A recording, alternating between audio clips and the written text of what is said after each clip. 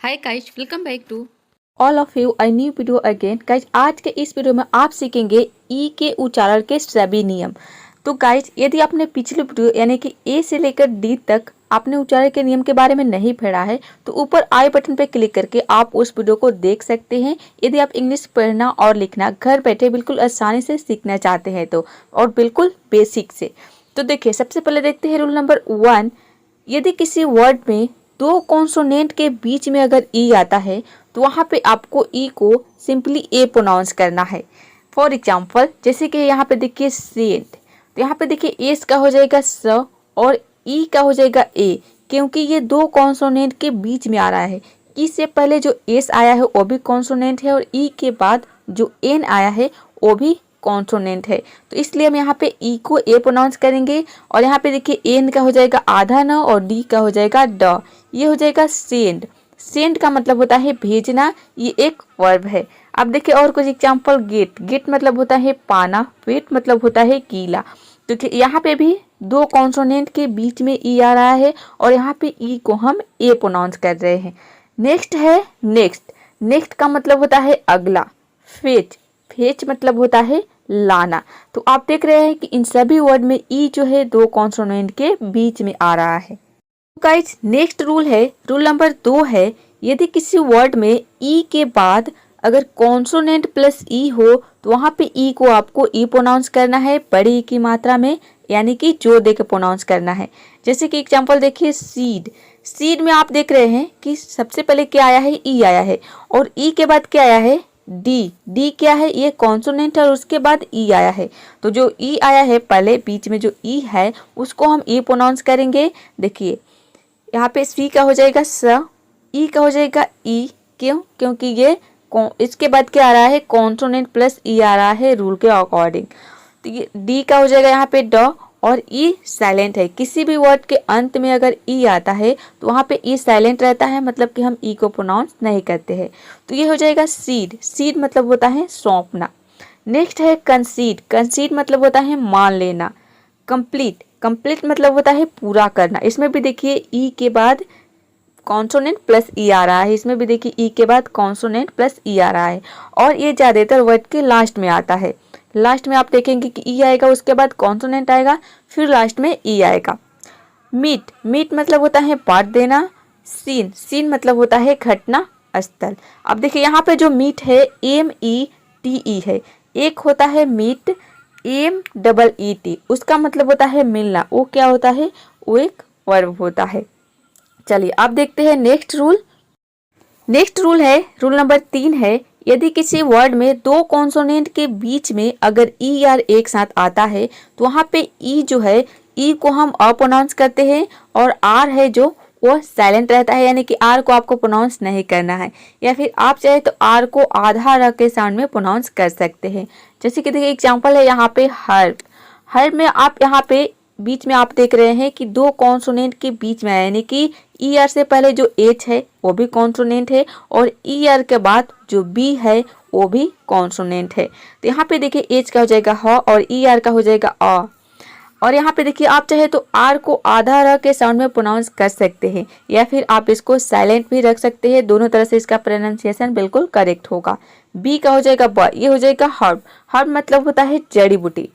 Next है hurt, hurt मतलब होता है झुंड, एच ई आर डी, इसमें भी देखिए ई आर बीच में आ रहा है और दो कॉन्सोनेंट के बीच में आ रहा है। वर्ब, वर्ब मतलब होता है क्रिया, इसको हम वर्ब भी बोलते हैं, वर्ब, यानी कि आर साइलेंट रख सकते हैं, वर्ब।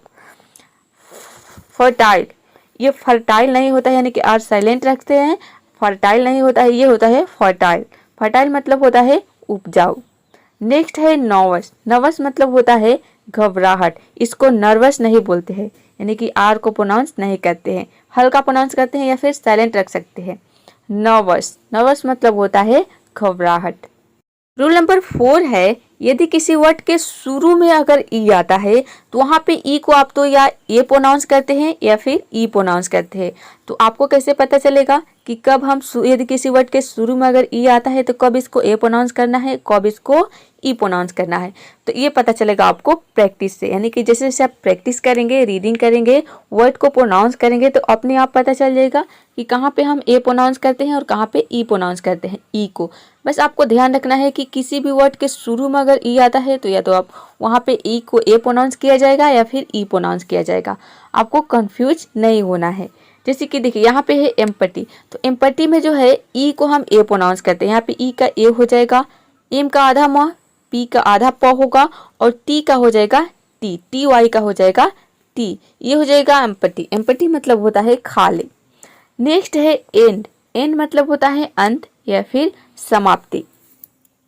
एज, एज मतलब होता है किनारा। तो आप देख रहे हैं कि इन वर्ड में हम क्या प्रोनाउंस कर रहे हैं, ई को ए प्रोनाउंस कर रहे हैं। अभी आप ई को ए प्रोनाउंस कर रहे हैं, इसके आगे अभी यानी कि नेक्स्ट स्लाइड में हम देखेंगे कि ई को ई के एग्जाम्पल, यानी कि ई को कब हम ई प्रोनाउंस करते हैं। अभी एक एग्जाम्पल देखते हैं, एंटर। इसको एंटर नहीं बोलते, ये होता है एंटर। एंटर मतलब होता है प्रवेश करना। एनर्जी, ये तो आपको पता ही होगा, इसको प्रोनाउंस करते हैं एनर्जी, यानी कि ई को इन सभी में हम ए प्रोनाउंस करते हैं। एनर्जी मतलब होता है ऊर्जा। अब देखते हैं ई के एग्जाम्पल।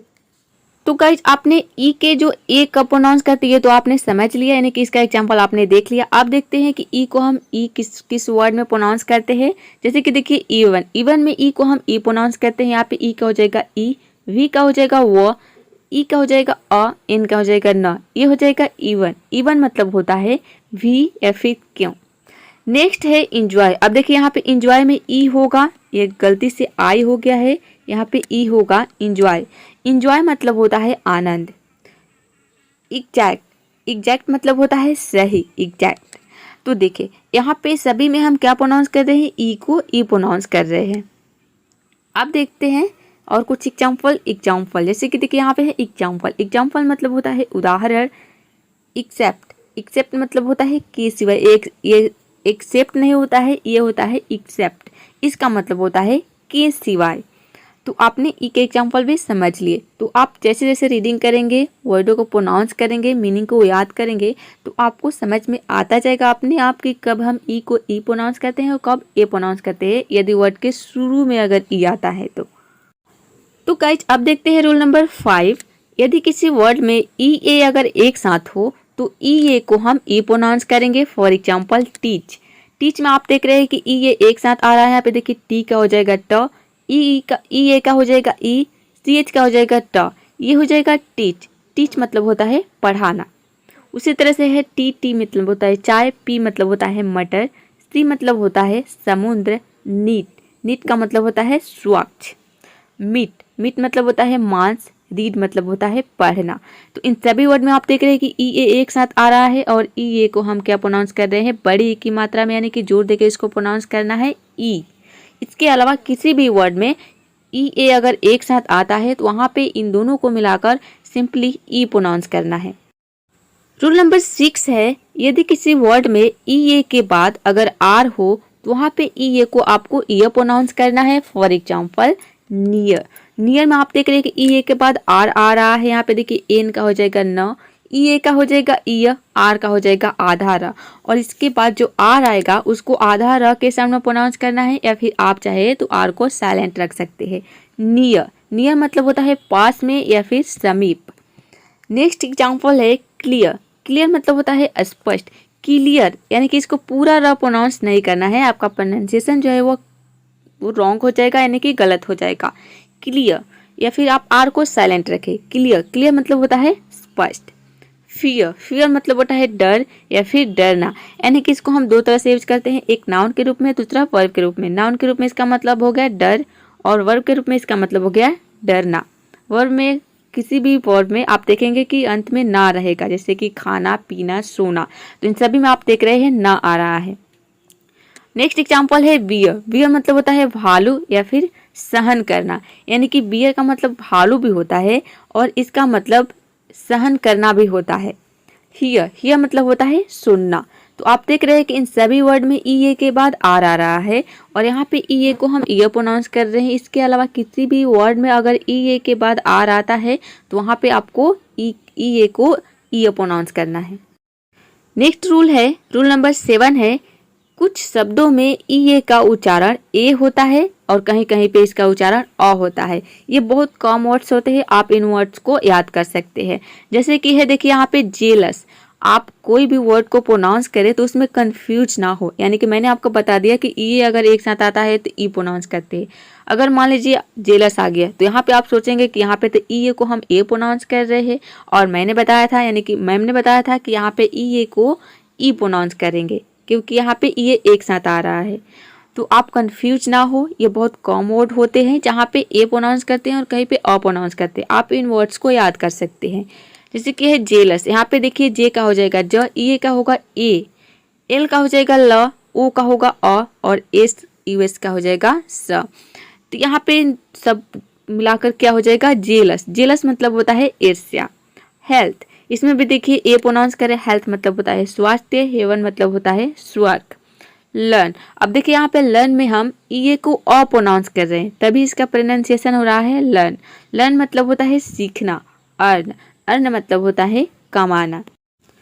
रूल नंबर 8 है, यदि किसी वर्ड में डबल ई एक साथ हो तो डबल ई को आपको सिंपली ई प्रोनाउंस करना है। जैसे सीख, एस का हो जाएगा स, डबल ई का हो जाएगा ई, के का हो जाएगा क, ये हो जाएगा सीख। सीख मतलब होता है तलाश करना। पिक, पिक मतलब होता है सप्ताह। मीट, मीट मतलब होता है मिलना। ग्रीन, ग्रीन मतलब होता है हरा। हीट, हीट मतलब होता है सावधानी। तो इन सभी वर्ड में आप देख रहे हैं डबल ई एक साथ आ रहा है। इसके अलावा किसी भी वर्ड में डबल ई एक साथ आता हो तो वहाँ पे आपको डबल ई को ई प्रोनाउंस करना है। रूल नंबर 9 है, यदि किसी वर्ड में डबल ई के बाद अगर आर आ जाता है तो वहाँ पे डबल ई को आपको ईयर प्रोनाउंस करना है। फॉर एग्जाम्पल लियर, लियर में आप देख रहे हैं कि ई एक डबल ई के बाद आर आ रहा है। यहाँ पे देखिए एल का हो जाएगा ल और डबल ई का हो जाएगा ई, आर का हो जाएगा आधा र। इसके बाद जो ई आर आएगा उसको आपको आधा र के सामने प्रोनाउंस करना है या फिर साइलेंट रख सकते हैं। लियर, लियर मतलब होता है पूरी नज़र। डियर, डियर मतलब होता है हिरण। जियर, जियर मतलब होता है उपहास। इंजीनियर, इंजीनियर मतलब होता है अभियंता। सीनियर, सीनियर मतलब होता है तिरस्कार। तो आप देख रहे हैं इन सभी वर्ड में डबल ई के बाद आर आ रहा है, इसलिए हम यहाँ पे डबल ई को ईयर प्रोनाउंस कर रहे हैं तभी इसका प्रोनाउंसिएशन हो रहा है डियर।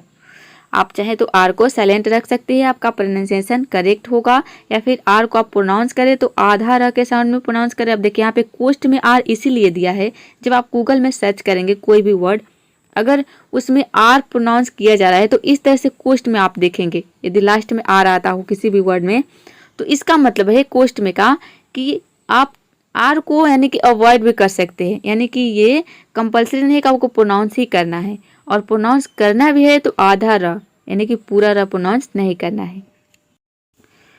नेक्स्ट रूल है, रूल नंबर 10 है, यदि किसी वर्ड में सी के बाद अगर ई आई हो तो ई आई को हम ई प्रोनाउंस करेंगे। जैसे कि देखिए एग्जांपल है डिसीट, डिसीट में आप देख रहे हैं कि सी के बाद ई आई एक साथ आ रहा है।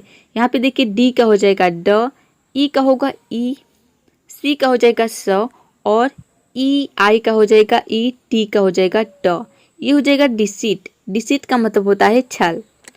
रिसीव, रिसीव मतलब होता है प्राप्त करना। कंसीव, कंसीव मतलब होता है गर्भ धारण। सीलिंग, सीलिंग मतलब होता है छत। डिसीव, डिसीव मतलब होता है धोखा देना। तो इन सभी वर्ड में आप देख रहे हैं कि सी के बाद क्या आ रहा है, ई आई आ रहा है। और यहाँ पे आप ये भी समझे कि जब आप वर्डों को लिख रहे हैं यानी कि जब आप राइटिंग कर रहे हैं तो वहाँ पे आपको समझ जाना है। अक्सर यहाँ पे स्टूडेंट कंफ्यूज रहते हैं कि ई के साउंड के लिए, जैसे सी के बाद अगर ई आता है तो कहीं पे हम आई ई लिखते हैं और कहीं पे ई आई लिखते हैं। तो सी के बाद आपको आप ध्यान रखना है कि सी के बाद ई का साउंड आ रहा है तो वहाँ पे सी के बाद हमेशा ई आई आता है, यानी कि ई आई ई नहीं आता है। सी अगर स का उच्चारण आ रहा है तो आपको समझ जाना है कि ई आई होगा, आई ई नहीं होगा, ई आई ही वहाँ पे लिखते हैं। चलिए अब देखते हैं नेक्स्ट रूल। रूल नंबर 11 है, यदि किसी वर्ड में सी के बाद अगर ई आई ना हो तो वहाँ पे ई आई को आपको ए प्रोनाउंस करना है, यानी कि सी के बाद अगर ई आई नहीं आता है तो ई आई को आपको ए प्रोनाउंस करना है। अगर सी के बाद अगर ई आई आता है तो ई आई को आपको ई प्रोनाउंस करना है। जैसे कि देखिए यहाँ पे है वेट, तो वेट में आप देख रहे हैं कि ई आई के बाद सी नहीं आ रहा है, यहाँ पे ई आई के बाद क्या आ रहा है, जी एच टी आ रहा है, यानी कि जी आ रहा है। तो देखिए यहाँ पे डब्ल्यू का हो जाएगा व, और यहाँ पे ई का हो जाएगा ए। क्यों? क्योंकि इस ई आई का यानी कि ई आई दोनों का मिलाकर यहाँ पे क्या होगा, ए होगा, क्योंकि इसके बाद सी नहीं आ रहा है। तो सी नहीं आता है यदि ई आई के बाद, तो आपको समझ जाना है कि वहाँ पे ई आई को हमको ए प्रोनाउंस करना है। और यहाँ पे देखिए जी एच टी, इन तीनों को मिलाकर हम ट प्रोनाउंस करते हैं। कभी भी जी एच टी अगर एक साथ आता है तो वहाँ पे आपको समझ आना है कि जी एच जो है वह साइलेंट रहता है, यानी कि जी एच को हम प्रोनाउंस नहीं करते हैं, केवल टी को प्रोनाउंस करते हैं। या फिर आप ये समझे कि जी एच टी, इन तीनों को मिलाकर हम ट प्रोनाउंस करते हैं, तब इसका प्रोनाउंसिएशन हो जाएगा वेट। वेट मतलब होता है वजन। उसी तरह से है वे मतलब होता है तौलना। पेन, पेन मतलब होता है नस। रेन, रेन मतलब होता है लगाम या फिर रोकना। फेल मतलब होता है घूंघट या फिर आवरण। एक रेन होता है RAIN, उसका मतलब होता है वर्षा, लेकिन यहाँ पे जो रेन है वो है REIN। तो यहाँ पे भी देखिए ई आई के बाद सी नहीं आ रहा है, तो जो कहीं पे भी अगर ई आई के बाद सी नहीं आता है तो वहाँ पे सी को आपको ई आई को वहाँ पे ए प्रोनाउंस करना है। अब देखते हैं नेक्स्ट रूल। अब यहाँ पे देखिए रूल नंबर 12 आएगा, यानी कि इसके पहले आपने 11 देखा, 12 आएगा तो यहाँ पे 12 हो जाएगा। यदि किसी वर्ड में ई यू एक साथ हो तो ई यू को हम यू प्रोनाउंस करेंगे। जैसे कि देखिए यहाँ पे है फ्यूड, फ्यूड मतलब होता है झगड़ा। एफ का हो जाएगा फो और ई यू का हो जाएगा यू, डी का हो जाएगा ड, ये हो जाएगा फ्यूड। फ्यूड मतलब होता है झगड़ा। यूरोप, यूरोप मतलब होता है यूरोप। यूलॉजी, यूलॉजी मतलब होता है प्रशस्ति। फ्यूल, फ्यूल मतलब होता है ईंधन। यूनक मतलब होता है नपुंसक। तो किसी भी वर्ड में ई यू अगर एक साथ आता है तो वहाँ पे ई यू को आपको यू प्रोनाउंस करना है। नेक्स्ट रूल है, यदि किसी वर्ड में ई डब्ल्यू एक साथ हो तो ई डब्ल्यू को हम यू प्रोनाउंस करेंगे और ई यू को भी हम यू प्रोनाउंस करेंगे। जैसे कि न्यूली, न्यूली में आप देख रहे हैं एन का हो जाएगा न और ई डब्ल्यू का हो जाएगा यू, एल वाई का हो जाएगा ली, ये हो जाएगा न्यूली। न्यूली मतलब होता है हाल ही का। फ्यू, फ्यू मतलब होता है कुछ। न्यू मतलब होता है नया। न्यू बॉर्न, न्यू बॉर्न मतलब होता है नवजात। अब देखिए यहाँ पे बॉर्न, यानी कि आर को आपको प्रोनाउंस नहीं करना है, आर को साइलेंट रखना है। New born. न्यूज, न्यूज मतलब होता है समाचार। तो किसी भी वर्ड में ई डब्ल्यू या फिर ई यू कोई भी आ जाता है एक साथ तो वहाँ पे आपको समझ, इसके पहले आपने क्या देखा ई यू, वहाँ पे भी मैंने बताया कि यू प्रोनाउंस करते हैं। और ई डब्ल्यू अगर एक साथ आता है किसी भी वर्ड में, कहीं पे भी आ सकता है, यानी कि वर्ड के शुरू में, बीच में, तो आपको वहाँ पे क्या प्रोनाउंस करना है, ई डब्ल्यू को यू प्रोनाउंस करना है। अब देखिए यहाँ पे 4-5 ऐसे वर्ड है जिसमें कुछ वर्ड में हम ई डब्ल्यू को अगर एक साथ आता है तो वहाँ पे हम इसको ऊ प्रोनाउंस करते हैं। ये बहुत कम वर्ड है, यानी कि 4-5 वर्ड है, इसको आप याद कर सकते हैं। जैसे कि है चू, चू में आप देख रहे हैं सी एच का हो जाएगा च और ई डब्ल्यू का हो जाएगा ऊ, ये होता है चू। चू का मतलब होता है चबाना। स्लू, स्लू मतलब होता है घूमना। स्क्रू, स्क्रू मतलब होता है पेज। कैसू, कैसू मतलब होता है काजू। ब्लू मतलब होता है हवा का बहना। अब देखिए यहाँ पे ब्लू जो है ये ब्लो का सेकेंड फॉर्म होता है ब्लू, और ब्लो का मतलब होता है हवा का बहना। नेक्स्ट रूल है, यदि किसी वर्ड में ई वाई हो तो ई वाई को हम ई प्रोनाउंस करेंगे। फॉर एग्जाम्पल डंकी, डंकी में आप देख रहे हैं यहाँ पे डी का हो जाएगा ड, ओ का होगा अ, एन का हो जाएगा आधा न और के का हो जाएगा क, ई वाई आ रहा है तो इस यहाँ पे इसको हम ई प्रोनाउंस करेंगे रूल के अकॉर्डिंग। ई वाई एक साथ आ रहा है, ये हो जाएगा डंकी। डंकी का मतलब होता है गधा। मंकी, मंकी मतलब होता है बंदर। ट्रॉली, ट्रॉली मतलब होता है ठेला। पुली मतलब होता है चरखी। लौकी मतलब होता है नौकर। लायकी, ये लौकी नहीं है, ये है लायकी, इसका मतलब होता है नौकर। तो आप देख रहे हैं सभी वर्ड में ई वाई एक साथ आ रहा है। इसके अलावा किसी भी वर्ड में ई वाई एक साथ आता है तो आपको सिंपली ई प्रोनाउंस करना है। नेक्स्ट रूल है, यदि किसी वर्ड में टी एच के बाद अगर ई वाई आता है तो वहाँ पे ई वाई को आपको ए प्रोनाउंस करना है। बहुत कम वर्ड्स होते हैं जैसे कि दे, दे में आप देख रहे हैं कि टी एच के बाद, और दूसरा यहाँ पे टी एच और भी होगा। टी एच और वी के बाद अगर ई वाई आता है तो वहाँ पे ई वाई को आपको ए प्रोनाउंस करना है। फॉर एग्जाम्पल दे, दे में आप देख रहे हैं टी एच के बाद ई वाई आ रहा है। यहाँ पे देखिए टी एच का हो जाएगा द और ई वाई का हो जाएगा, ये हो जाएगा दे, दे मतलब होता है वे लोग। कन्वे, कन्वे में आप देख रहे हैं भी के बाद EY आ रहा है। कन्वे का मतलब होता है सूचित करना, सर्वे मतलब होता है सर्वेक्षण। तो ये बहुत कम वर्ड्स होते हैं, यानी 4-5 वर्ड्स ही होंगे जिसमें EY के बाद TH और V के बाद EY आता है, वहाँ पे EY को हम ए प्रोनाउंस करते हैं। नेक्स्ट रूल है, रूल नंबर 18 है, ये सबसे लास्ट रूल है। यदि किसी वर्ड में ER एक साथ हो तो ER को आप अर प्रोनाउंस करें या फिर अ प्रोनाउंस करें, यानी कि आर को आप चाहे तो साइलेंट रख सकते हैं। जैसे कि है समर, यहाँ पे देखिए एस का हो जाएगा स, यू का होगा अ, डबल एम का हो जाएगा म, और ER का अर प्रोनाउंस करें या फिर अ प्रोनाउंस करें, यहाँ पे आ नहीं होगा, ये होगा अ। समर, समर समर प्रोनाउंस करें या फिर समर, तो इसका मतलब होता है गर्मी। उसी तरह से है हर्ड, हर्ड बोले या फिर हर्ड, इसका मतलब होता है झुंड। हर्ब, हर्ब मतलब होता है जड़ी बूटी, इसमें ER एक साथ आ रहा है।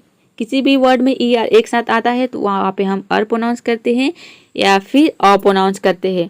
मैं आपको सलाह देती हूँ कि आप अ प्रोनाउंस करें, यानी कि आप र के चक्कर में ना पड़े। र को जब आप प्रोनाउंस करते हैं तो आपका प्रोनाउंसिएशन अक्सर गलत हो जाता है, यानी कि र को कभी कभी आप पूरा प्रोनाउंस कर देते हैं। तो र को साइलेंट रखेंगे तो आपका प्रोनाउंसिएशन बिल्कुल करेक्ट होगा। कस्टम, कस्टम मतलब होता है, ये देखिए यहाँ पे है कस्टमर, कस्टमर यानी कि कस्टमर, र पूरा नहीं बोलते हम यहाँ पे।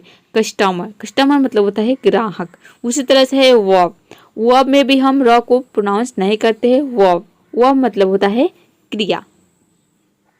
तो गाइज आज के लिए इतना ही। आई होप इसमें आपने ई के उच्चारण के सभी नियम के बारे में पढ़ लिए होंगे और कभी भी आपको रीडिंग करने में जो ई का उच्चारण है उसको उच्चारण करने में, यानी कि उसको प्रोनाउंस करने में आपको प्रॉब्लम नहीं होगी।